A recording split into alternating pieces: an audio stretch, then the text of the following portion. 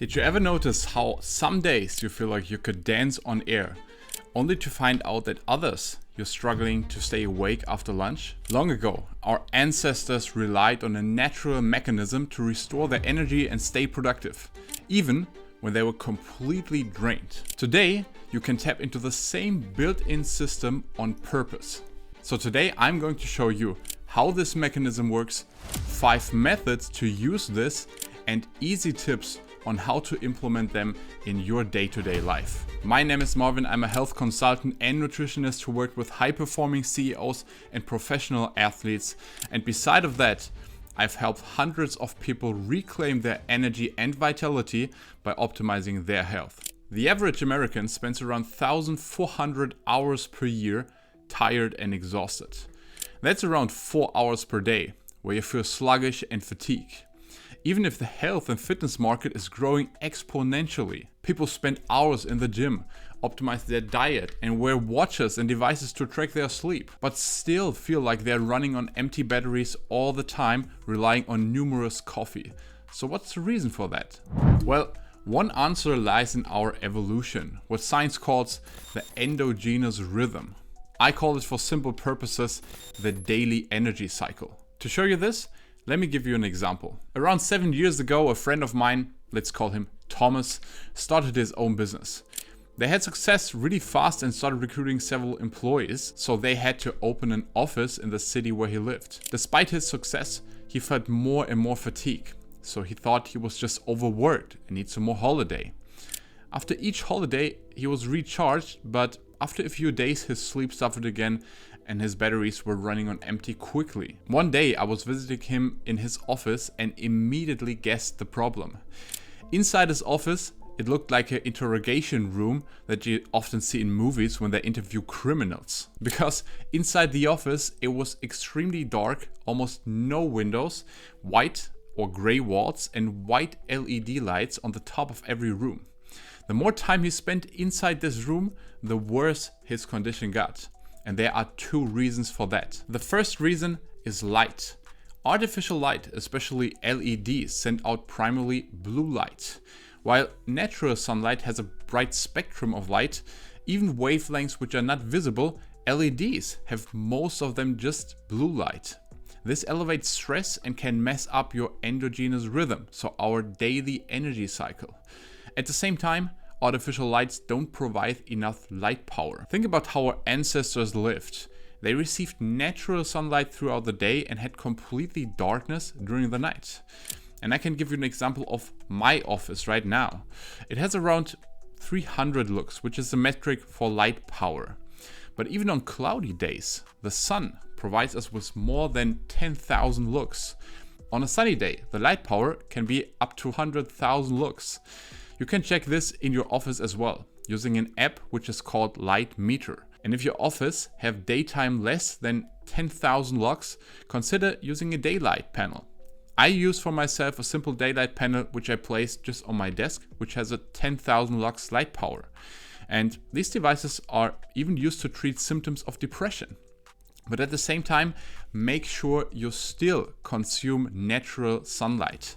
At least 5 to 10 minutes every day, without windows, without sunglasses, and primarily in the first hour of the day. And that's the first key to sustain energy during the day. Consume bright and natural light throughout the day. Just really quick, if you have the same issue and you want to get more energy, vitality, and also reverse your age, I have a complete guide with practical tips and tools for your everyday life. It's completely free and you can download it using the link down below. But there's another factor why his office was draining energy out of him. Did you ever wondered why do people feel so refreshed and calm when they were, for example, hiking in the nature or took a long walk in the forest? Because they are surrounded by green colors. Studies have shown that seeing green colors boosts our neurotransmitter GABA. And GABA is responsible for calmness and recovery. And most of us have a clear GABA deficiency. To counter that, make sure you see a lot of green throughout the day. You can place, for example, plants in your office. Plants like a snake plant, who almost need no maintenance and act like an air filter, so you get fresh, clean air at the same time. Or make sure you spend time in the nature whenever it's possible. So a good rule of thumb, whenever you feel stressed and tired, take a 30-minute walk in the forest.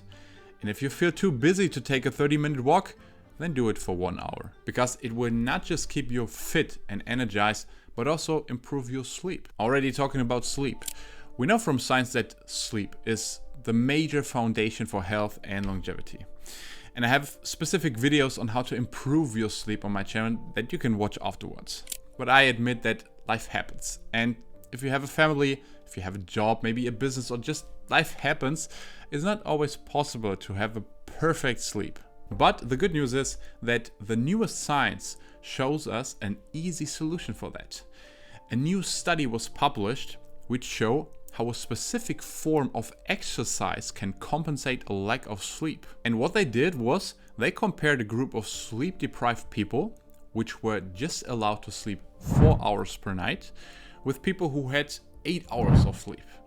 And they even split the sleep-deprived participants into an exercise group and a non-exercise group. The non-exercise group, who were just sleep-deprived, showed a significant lower glucose tolerance. And this is critical, because a low glucose tolerance leads to fatigue, to brain fog, and to long-lasting health damage such as diabetes. The exercise group performed a high-intensity interval training for 3 days per week. To get specific, they did 60-second intervals followed by a 75-second rest on a cycle ergometer. And they found that this exercise protocol compensated the effects of the sleep deprivation. So that means if you have a bad night of sleep, exercise can save you. But not just that, short and high intensity interval training can boost your energy levels and also increase testosterone. I recommend it in the morning or in the first half of the day, up to 3 times per week. But there's one huge mistake that most of the people make that is preventing their bodies from producing enough energy. They always think that eating less leads to better health and vitality because they don't want to get fat, or they want to lose weight, or they got told that they should fast for 16 hours per day. And honestly, nothing could be further from the truth. In fact, most people have to eat more. I know, it might sound confusing, but our bodies are designed for survival. If our ancestors didn't have enough food, their bodies tried to save energy whenever it was possible. Think about your phone. When you reach 15% of your battery, the phone switches to energy saving mode.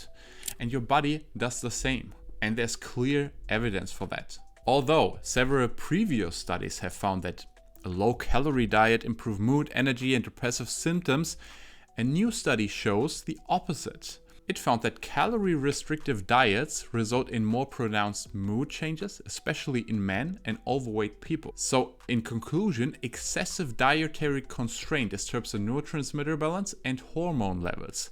That's why don't diet. Make sure you eat enough calories. But how do you do that without getting fat? What exactly should you eat? Well, there's a simple way to figure out which food your body type needs. Because, for example, eggs can be a source of energy for one person, but another person will get tired and have brain fog whenever they eat eggs. And the same applies for different other foods. So option 1 to figure that out is to just eat a meal or just eat a food, and then write down 1 to 2 hours after eating that meal how you feel. On a scale of 1 to 10, where 10 is you feel so energized you forget coffee exists, and 1 is you almost fall asleep. Pay attention, there's no 7, just an 8 or higher, or 6 and lower.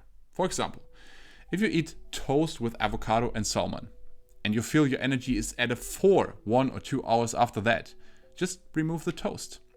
In that example, it's pretty likely that the toast is the reason for that. But as I said, it can also be healthy foods that cause brain fog and your body reacting with fatigue.